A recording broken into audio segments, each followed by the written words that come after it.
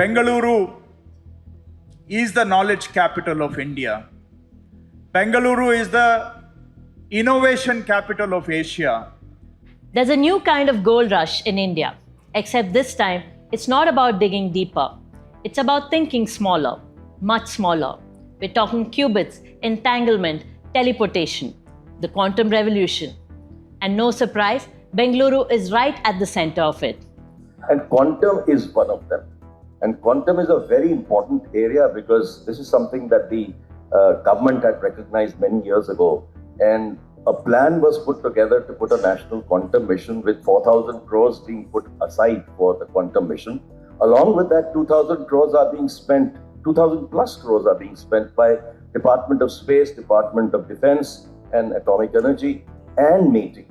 Today on Point Break, we dive into Karnataka's quantum mission, a high-stakes play to become India's quantum powerhouse.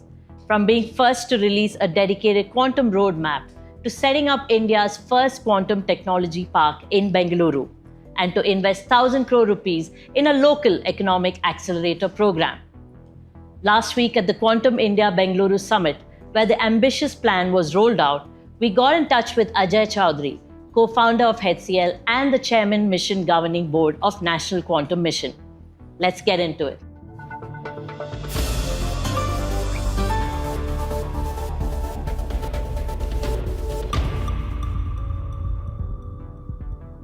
IT Minister of Karnataka, Priyank Kharge, put it plainly. Karnataka's job is to stay ahead of the tech curve. The state has done it before, first with IT, then biotech, then space tech. Now it's betting big on deep tech. And here's the bet. Quantum computing, communication, and sensing will soon touch everything from cybersecurity and drug discovery to finance and national defense. And if India wants a seat at that global table, Bengaluru has to lead the way. Already, 32% of Karnataka's 18,000 plus startups are in deep tech. The next logical leap, quantum. The state's quantum roadmap lays out a 5-year mission: create plug-and-play labs for quantum startups, build a hub-and-spoke model for quantum skilling across districts, partner with institutions like IISc, IITB, and Raman Research Institute, develop MTech level curriculum in quantum sciences, aligned completely with the National Quantum Mission's focus on TRL-9 product development. Phase 1, foundation and capacity building, establishing research clusters, skilling programs, a fabrication line, and pilot use cases. Phase 2, operationalizing and pilots, enabling test beds, rolling out fellowships and training programs for students and teachers. Phase 3, manufacturing and commercialization. Start mass production of quantum centers, set up quantum as a service platform, and begin exports. Phase 4, global quantum powerhouse. Position Karnataka as an export hub, join global supply chains, and build a 10,000-strong quantum talent pool. At the QIB event, Ajay Chaudhary emphasized the need for strategic autonomy in quantum, especially as India navigates an uncertain geopolitical landscape. He called out India's strengths: quantum communication, sensors, and talent, but warned, we are behind in quantum computing, and if our industries don't get involved, they'll regret it. We sat down for an exclusive one-on-one interview with Ajay Chaudhary to unpack what India must do next. Let's have a look.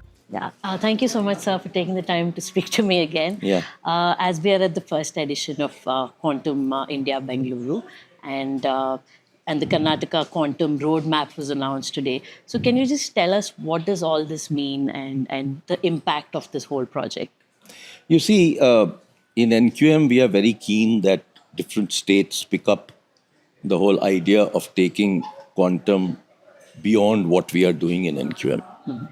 So when the Karnataka government connected with us, I actually talked to all my hubs all over the country and took inputs from them on what Karnataka should do. And that we shared with Karnataka. And based on that, they have created a very interesting long-term plan for quantum from Karnataka. Mm-hmm. Karnataka was actually the first state to get into quantum last year when they announced a program with IISc. But I think now what is happening is there's a lot of interest in different states. And it's good that Karnataka is taking a good leadership position here to have a long-term plan, not just say I'm going to have a quantum center or a research facility, etc., etc. The whole idea was that they should create a full ecosystem here from research to product. So that's what this whole Yes, project is and inside that is development of talent also. So creating an ecosystem, doing research, using a lot of the private, the institutions that are there in Karnataka, because there's IISC, there's RRI, there's so many great institutions here, ISRO, all of them are involved in CDAC, DRDO, a lot of them are involved in quantum already. Got it. So, do you think that we focus still on the academia bit of when it comes to implementation, or are we focusing more on tying up with startups, industries? Those No. kind of parameters? This is a very comprehensive plan. So the plan includes basic research, translation research, taking it to market, having corporates participate, having startups participate, and create test beds here. Okay. So it's not just research for the heck of doing research. Correct. Got it. So in terms of timelines, is it aligned with the whole National Quantum Mission by 2029 getting to the 1,000 qubit plan? It is very much aligned, and I think it will add to what we are doing in NQM. Because only NQM should not be in quantum. We should have other people also in quantum. One of the areas that we definitely want to get the people involved in is corporates coming into quantum. Thinking about investing in quantum, doing research in quantum, creating algorithms, creating products in quantum, taking quantum technology for applications. So, for example, pharma companies can take quantum technology for drug discovery. So those are the areas that we are very interested in seeing it happen. And Karnataka has some good pharmaceutical companies also who are very interested in quantum already. Got it, sir. So, but when it comes to say getting into quantum as a whole domain, when it comes to startups looking at it, do you think there's some form of constraints? It could either be capital constraint, it could be some form of government inertia that they face. So what do you see as this whole ecosystem? Like, do you see a lot of we have a very comprehensive communication program also started through our MCC in Noida, which is a coordination group that we have set up, which is consisting of about 20 odd people. And they're all present here today. And their objective is to communicate with startups on how to start even a quantum company. So they've actually done workshops, they've actually done meetings, they're doing a lot of work on communicating to the world on what is quantum, how is quantum to be used, where can quantum can add value. All that work is going on parallelly. Okay, got it. So where do you see the challenge? I'm sure there would still be some form of challenge or friction in this whole. You see, the right? challenge is that there are certain areas that we are really far ahead of the world. So on quantum communication and quantum sensing, we have done very well. Okay. Because of the initial work that has been done by DST. There were a lot of programs that were there ahead, and therefore they actually helped us to do that. Quantum computing is where we need to put a lot more effort. So that is where our objective would be that in IISC we create, working with various institutions, a 1,000 qubit computer in the next 3 to 4 years. Got it. And in terms of the talent, are you confident that India has the talent who are kind of be a big contributor to this? There is never ever a situation where talent is more than what is required. So it is going to be something that we have to continuously develop. But we've taken some good initiatives from NQM. We have tied up with AICTE to start an undergrad program on quantum this year, which we are starting in 75 universities. And each of these universities, we are funding 1 crore each with labs also. So it's not just theoretical work, it's actually practical work. And then next few months, we will announce an MS program also. And various programs of DST are also inviting PhDs in quantum to start working on projects like algorithms, etc. Okay. And when you look at the global developments, should India be concerned in terms of the quantum strides that they have had versus the kind of strides that we are having? Look, we are actually staring at sanctions in a very big way. because every country is becoming protective of technology. And quantum is one of those technologies which people will be very protective of. So already there is a ban on export of quantum products from China, from the US and Europe of more than 34 qubits. Okay. Oh. So sanctions are already happening. You can see that yesterday Trump came up with sanctions Yeah. for us not to buy Russian oil. China has come up with export ban on magnets and two-wheeler and three-wheeler batteries and other technologies for EVs. They're not allowing us to import tunnel boring machines. So these things are happening in a much bigger way now. Yeah. And every country is on their own. So as a country, we have no choice but to be technology savvy and create our own IP. Okay. That is where we should be going. We should have, as I call it, technology sovereignty.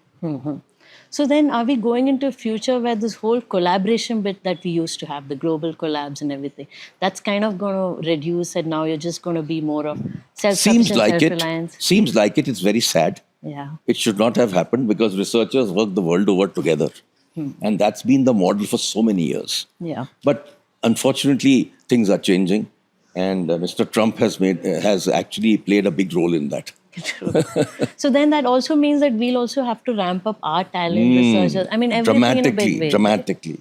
And the good news is that the government has come out with an RDI fund of 1 lakh crore, and that will fund a lot of private sector and corporates and SMEs, unlike what was happening in the past. In the past, we had funding available for government research institutions and education institutions. Now the money will go into private hands for doing more research, and they will be nudged and pushed to do research. Absolutely. So while we're staring at the global scene now, say if you look at India, are we getting into some form of interstate kind of a race where, say now Amravati recently? Oh, that has been going on in semiconductors for the last 5 years. Okay. So the same thing will happen in quantum, the same thing will happen in drones, same thing will happen in space. It's good for the country. It is good for the country. There's no... More the merrier. So are these timelines in any way some aspirational timelines or are these actually practically applicable ones? I don't know the details, but even aspiration is good. If you aspire, you succeed. If you don't aspire, you don't succeed. You know, when I wrote my book, I called it Just Aspire. Just aspire, yeah. And I always say A is greater than R. So if you have the aspiration, resources will happen. Okay. So would that also mean that maybe being aspirational, you're also inviting a lot of investors, you're kind of like... Yes, the the whole good news ecosystem? is that now deep tech is starting to happen in this country. Large number of VCs are coming into deep tech. Yeah.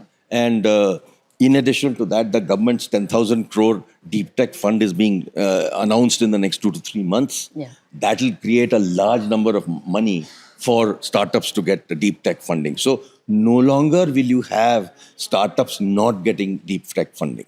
So that's a good, great. So just a small bit on the tech side of it, we're talking about qubits. So I just want to understand, so what does that qubit number mean? And does bigger mean better? Like some say 1,000 qubits, 150. So just to explain it, sir. Yes and no. Till now, we were actually working with binary in classical computers. In quantum computers, it's based on physics and it's based on quantum mechanics. So it is, instead of 0 or 1, it is 0 and 1. So it can have multiple states. And these multiple states make it much faster for specific applications. You don't use quantum for accounting. You use quantum for scientific applications and research applications and, stuff like drug discovery, Your etc., health, etc., climate change, all those areas. Okay. And there it will be dramatically faster than classical computers. On the AI and quantum bit, you would mention it's a very deadly combination. Why do you say that? Why I'm saying that is that I think you are no longer just dependent on GPUs. You're also going to get another powerful friend, which is a quantum computer, which will help you make AI faster. And I think the way I see it is that the future data centers will be a mix of supercomputers and quantum computers. Okay. They will work together in large number of applications. So, and do you see a specific sector which would be most benefited by it? Like, say, quantum, which would be easily feasible in this sector? Like, for example, if it's medical or in I think space. the biggest advantage is going to be in climate change and in the areas of drug discovery. Yeah. Drug discovery today takes 15 years Okay. for a research, for a organization. Let's say that gets reduced to 5 years. Look at the cost of drugs, the benefit to humankind. Yes, sir. And just one last question. What is your vision that you would want to see in India in the quantum ecosystem, say in the next 10 years? Well, I would like to see definitely a quantum computer here of at least 5,000 qubits in 10 years, easily. That is- And also better in terms of error correction, because the biggest challenge today is error correction in quantum computers. And I think we'll be far ahead in the race for quantum communication and sensing. And discovery of new materials, also a lot of work is going on. Today, there are 1,000 researchers in India in quantum, which is not a small amount. Yeah. All right. All right. Okay. All right, sir. Thank you so much, Okay. sir. Thank you. Despite Karnataka's enthusiasm, India Inc. hasn't yet shown up. In the US, companies like IBM, Google, and Amazon are investing billions in quantum. In India, that kind of skin in the game is still missing. Chowdhury put it bluntly: if your company isn't preparing to be quantum secure, you're already behind. As Priyank Karge said, you can announce 5,000 crores, but unless you groom talent and align academia, nothing will change. But if Karnataka pulls this off, India won't just be a follower in the global quantum race, it'll be a contender, maybe even a leader. And if you're still asking why quantum matters, here's a simple answer. The future of national security, economic competitiveness, and scientific innovation depends on it. That's all we have for this episode of Point Break. I'll be back with more breakthrough developments shaping Karnataka and India. Until then, stay sharp, stay curious, and think AI, think AIM.